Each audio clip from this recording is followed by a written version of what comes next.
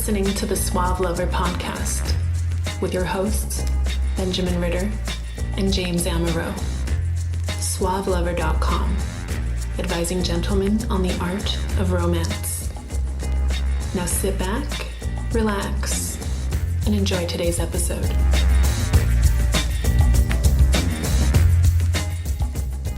Hey guys, we have a short podcast for you this week.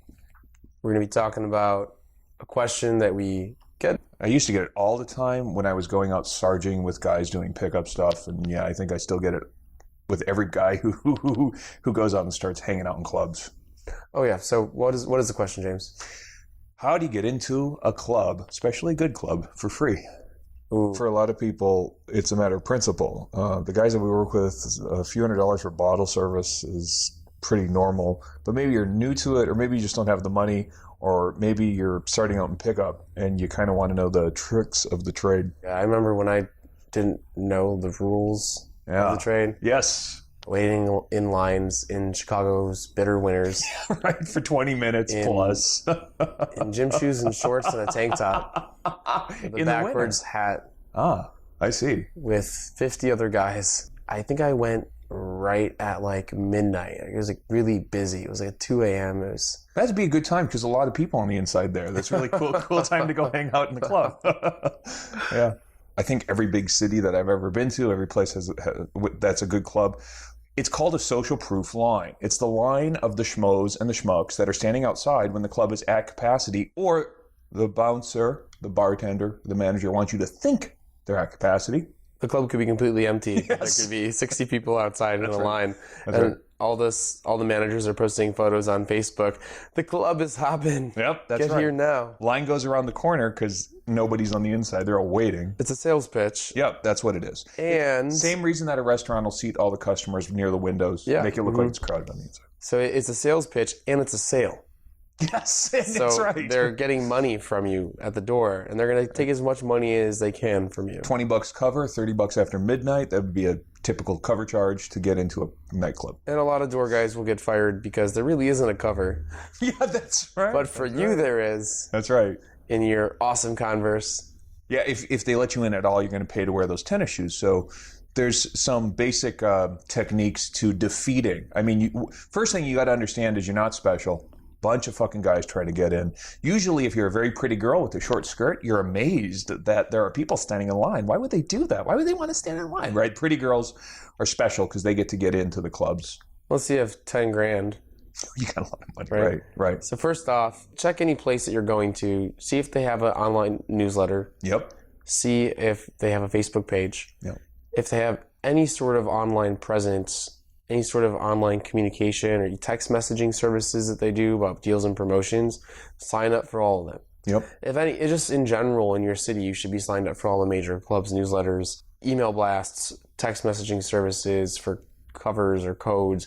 The promo companies that run the nights there, you sign up for them. And then so you'll find out, you'll normally probably just get free cover passwords or emails about special events that they're having regularly anyways. Yeah. Again, this is no magic. You getting a free password to get in is not some sort of gift manna from heaven. The promoters, when you mention a password, the promoters get a tick on their registry, and if they turn out 200-300 humans to a club, they get a cut. Yeah, they get a kickback of some kind. They usually get like in Chicago, it's money per head. Ah, right. Okay. The establishments themselves, a lot of times, will have an RSVP email for all their nights. But those RSVP emails have usually a time requirement. It's just like trying to get through rush hour. The worst time to go is when everybody else is going. So go a little bit early or go kind of a little bit late. Well, the club wants you to be there when there's nobody there. Because that's why the promotion is kept. And if you're somebody, because you know someone, you're not going to come when no one's there. Right. So they need the people that don't know anyone to come when no one's there. Just to fill in the place, just to be backdrop for the coming customers who are paying. What's also great about getting there early is you usually can leave and come back.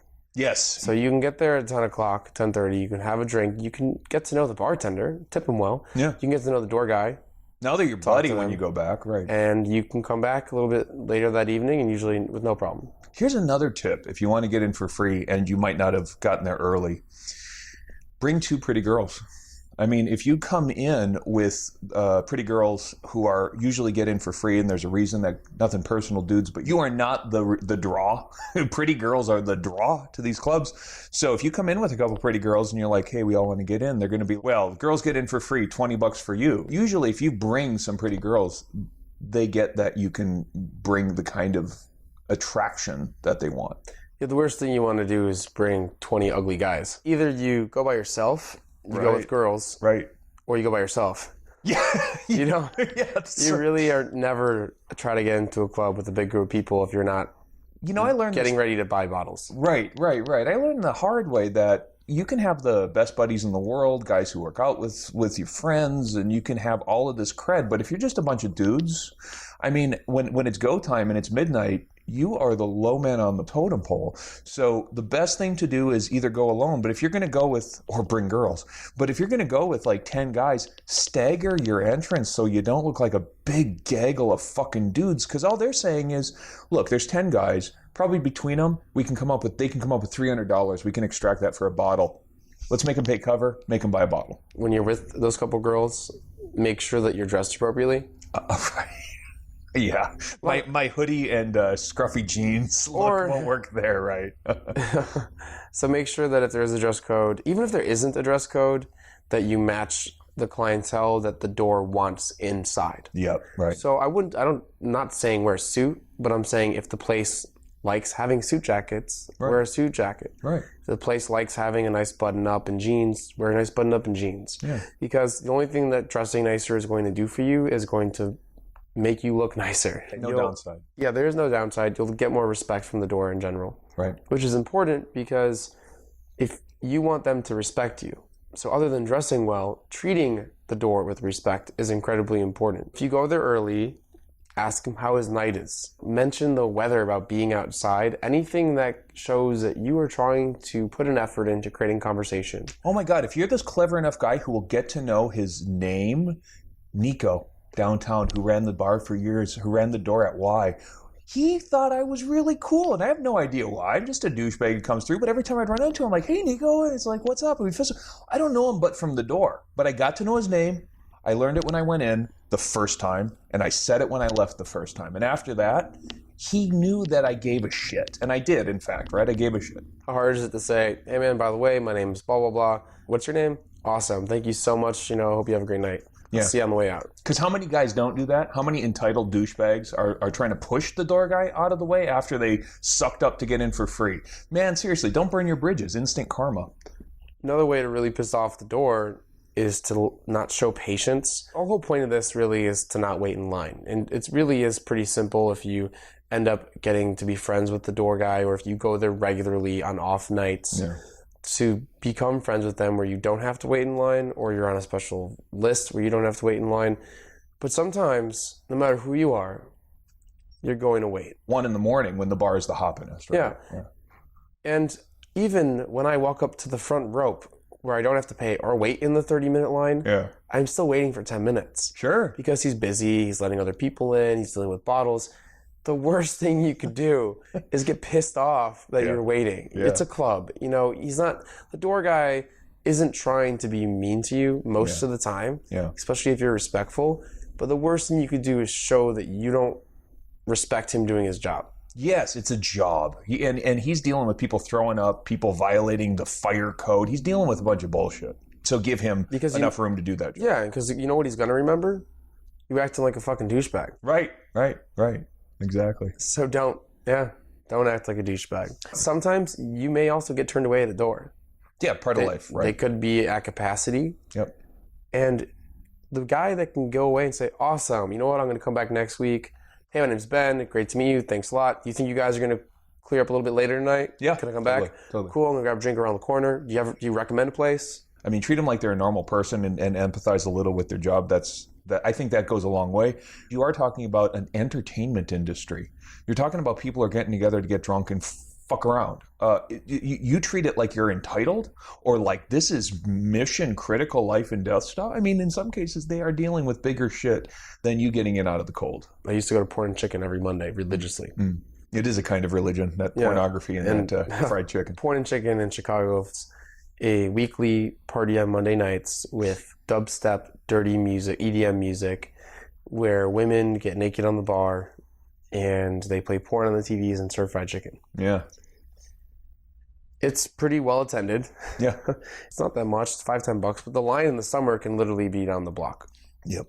I went religiously. I became friends with people that worked there, the door guys. But one of the things I started doing in the beginning when I got their names was, man, you guys work really long shifts because I work until 6 or 7. Do you guys want anything?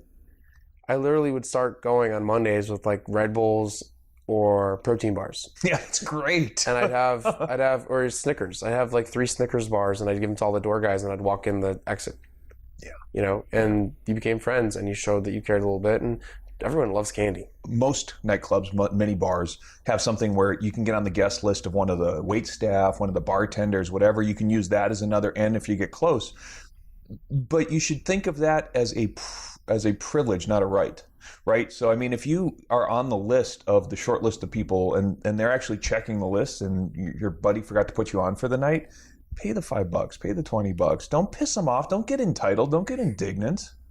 What's funny is once you learn that you can get into places for free, you also learn that $20 really isn't that big a deal if it's going to cause a scene. You just suck it up. Go in and have fun. Go in and enjoy yourself. It is nightlife. It is entertainment. Bring Snickers. I think that's great. Yeah, bring some Snickers. Or some blow. If you got some blow, that'll keep them going till 6 too. Sometimes that works a little better. You have been listening to the Suave Lover podcast. Visit suavelover.com to become the kind of man that women crave.